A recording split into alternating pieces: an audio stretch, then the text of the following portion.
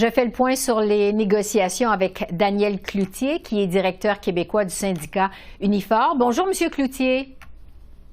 Bonjour, Mme Bégin. Ce sont donc 360 travailleurs de la voie maritime qui ont déclenché la grève dimanche matin à minuit 1 minute.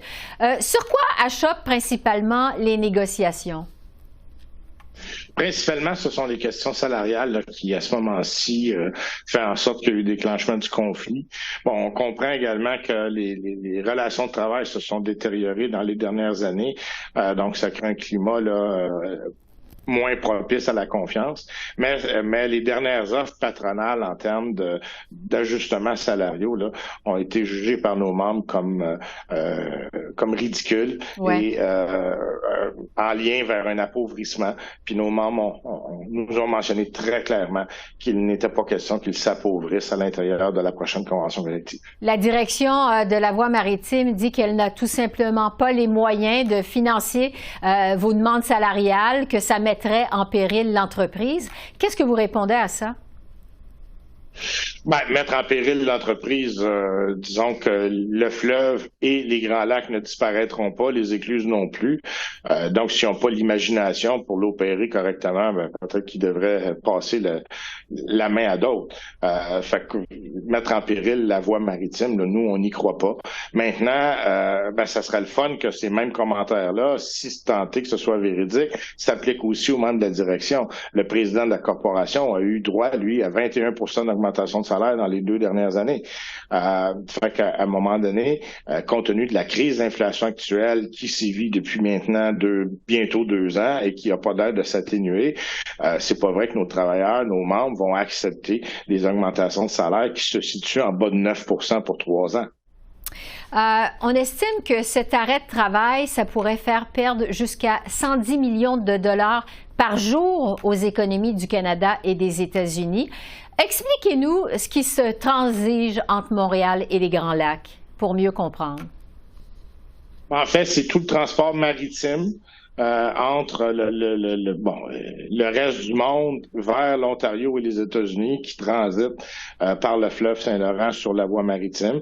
Donc, il y a différents produits de consommation, différentes matières premières pour des usines de production. Évidemment, oui, la corporation a parlé de grains, évidemment, oui, aussi, ça souligne du grain, mais c'est différents produits de consommation ou matières premières qui sont acheminés vers les États-Unis et le Canada, ou vice-versa, vers les États-Unis et le Canada vers le reste du monde. Oui. Et si cette grève devait durer, les armateurs craignent des impacts négatifs sur leur industrie. Quel genre d'impact, justement, la grève pourrait avoir sur l'économie et sur les chaînes d'approvisionnement surtout? Ben, c'est dur de dire exactement quels sont les impacts que ça pourrait avoir, mais notamment au niveau de l'accès aux matières premières, ça pourrait vouloir dire que certains milieux de production devront ralentir ou interrompre momentanément la production à défaut de recevoir les matières premières nécessaires.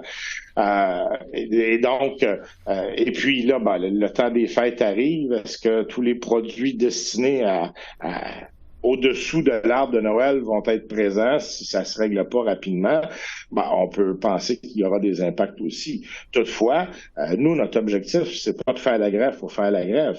Ce qu'on veut, c'est une entente le plus rapidement possible. On est prêt à retourner au travail demain matin là, si on avait une telle entente. Donc, que les armateurs se parlent et que l'employeur revient avec des offres raisonnables, puis on va pouvoir envisager un retour au travail.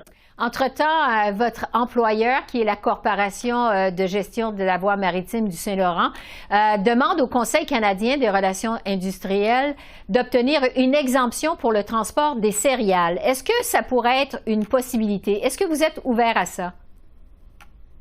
Non, ben pas pour le moment, tout le moins. Là, on pense que ça n'a pas lieu d'être. Il y a eu, conformément à la loi, des discussions entre l'employeur et le syndicat sur les services essentiels. Il y a eu entente, d'ailleurs, au préalable sur la question des services essentiels. Donc, on va respecter l'entente, ça c'est clair. Au moment de l'accomplissement de cette entente-là, l'employeur avait déjà soulevé la question des grains. Maintenant, la loi sur les services essentiels ne touche pas cet aspect-là des choses. Les ports ont des obligations par rapport au chargement ou déchargement du grain, mais de telles dispositions ne s'appliquent pas à la voie maritime du Saint-Laurent.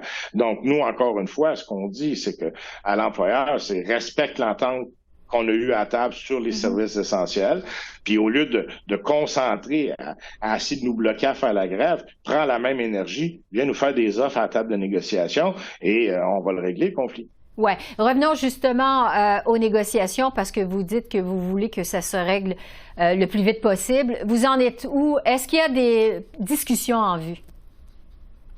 En ce moment, non.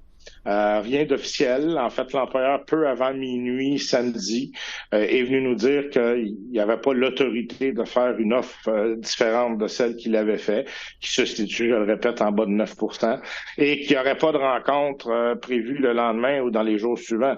Donc, pour l'instant, nous, on attend que l'employeur nous fasse signe. On demeure disponible à tout moment, mais il faut que l'employeur, comme je dis, on ne peut pas danser le tango tout seul. Oui. Et puis, on demande à Ottawa d'intervenir dans ce conflit pour que ça se règle le plus vite possible. Est-ce que vous craignez la possibilité d'une loi spéciale pour vous forcer à retourner au travail?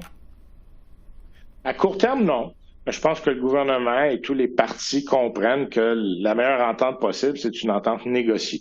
C'est ce qui va assurer là, non seulement le retour au travail le plus rapidement possible, mais le maintien de bonnes opérations dans un climat de travail sain pour les années qui s'en viennent.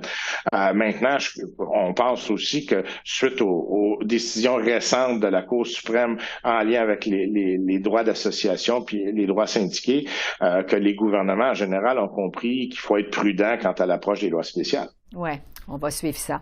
Daniel Cloutier, merci beaucoup. Merci. Merci à vous. Au revoir. Au revoir.